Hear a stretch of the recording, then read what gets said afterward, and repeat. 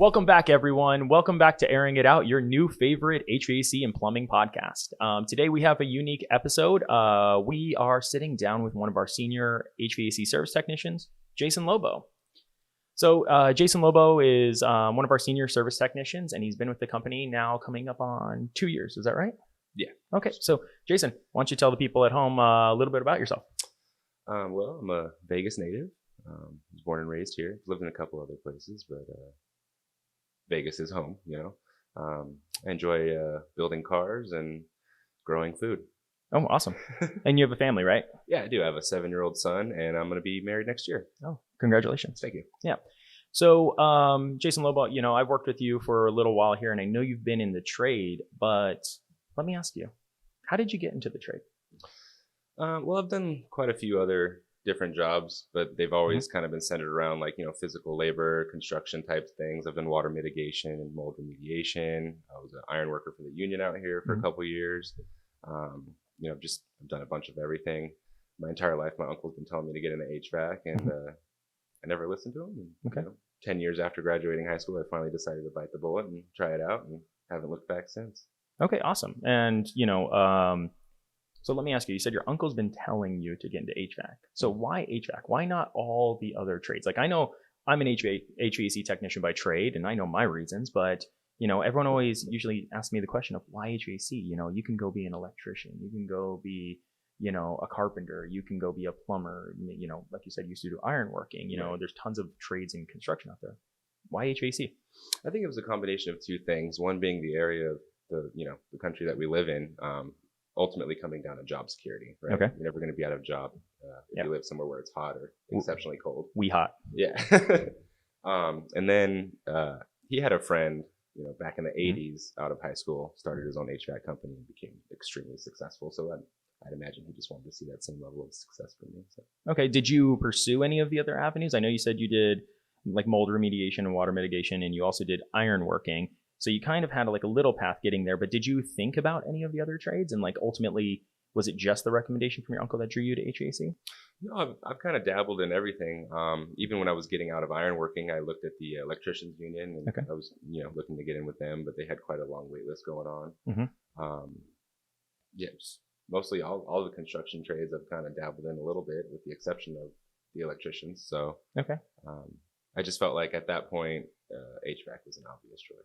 Okay, and now that you're in HVAC and have been in HVAC for a little while, I feel like, you know, the time that you've put in, it's kind of the obvious choice. You're here to stay? Oh, yeah, I'm not going anywhere. Okay, and you like HVAC? I love HVAC. Okay, so then let me ask you, you know, what's one of your, you know, favorite things about this job specifically? You know, what do you like the most?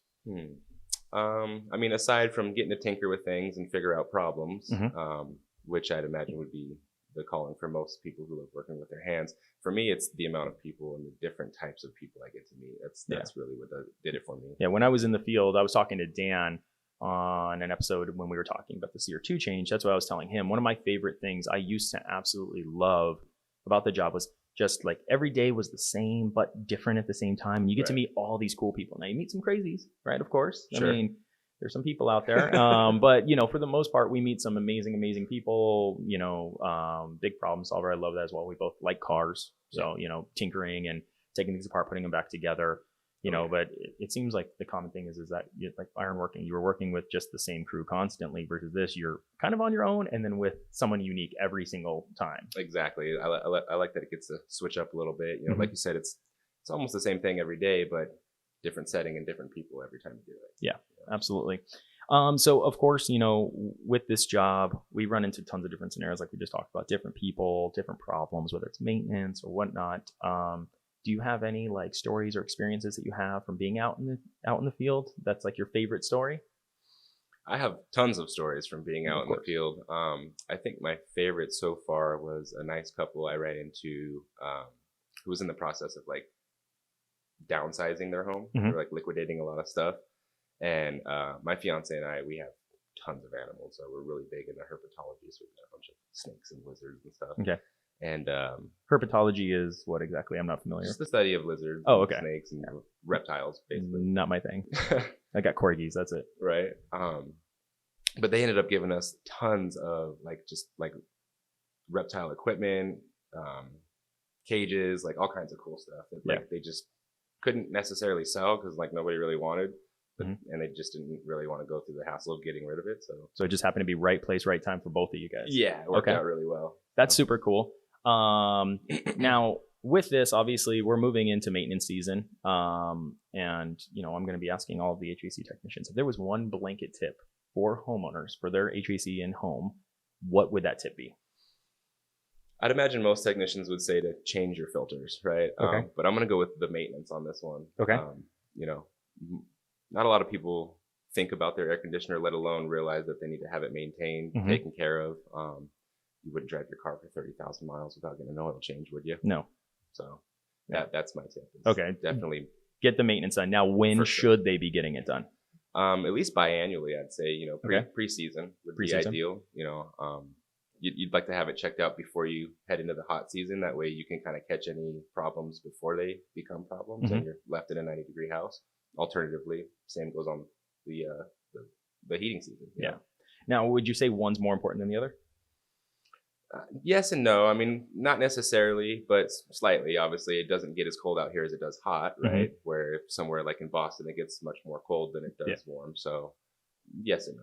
Yes and no. So it would be probably AC. If you had to choose one, it would be do the AC checkup because we're hotter for longer and hotter than we are cold as well. Precisely. Yeah. Now, you know, I don't want to breeze over the fact that heater maintenance is really important just because most of the houses out here do deal with gas furnaces. So we are dealing with, you know, flames, fire, and carbon monoxide. So it is one of those things you guys want to get it tuned up, make sure it's running safely, you know, even for the winter season. Everyone says they don't use it until it goes out. It's another thing. So yeah, Jason, was there anything else you wanted to add before we wrap up here? Not really. Not really? Yeah. Okay. Well, thank you for coming on. Now, so the name of the show is Airing It Out. Do you know why it's called Airing It Out?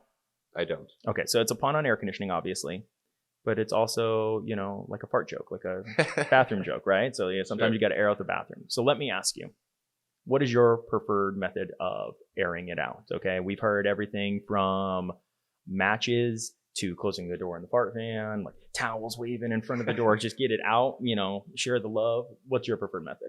I mean, a quick spray and a hit of the fan is probably the way to go. Quick spray? What's your go-to smell?